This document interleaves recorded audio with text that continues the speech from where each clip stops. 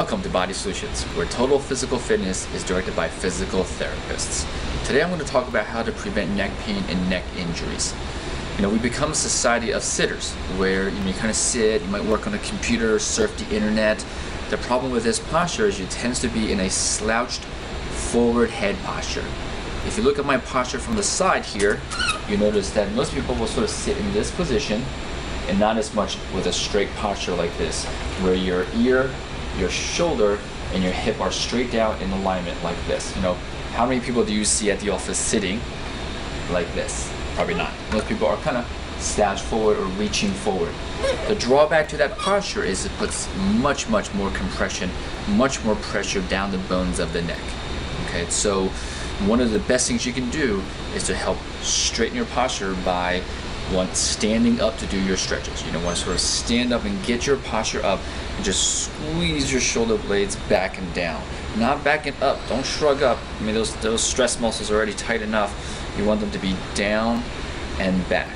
And just kind of doing this, a couple times throughout the day, 10 seconds here and there, can really help reprogram your brain to say, this is a horrendous position and this is much better.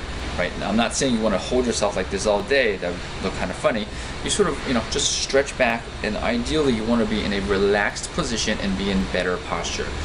Don't overcorrect. Don't hold yourself back all day, because that uses muscles, and using muscles is the same as saying compression down the spine.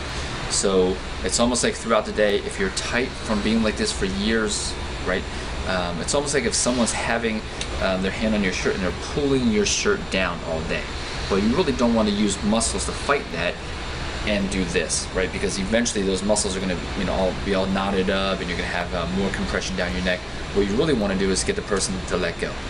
And how you do that with your body is just through regular stretching these tissues that are tight.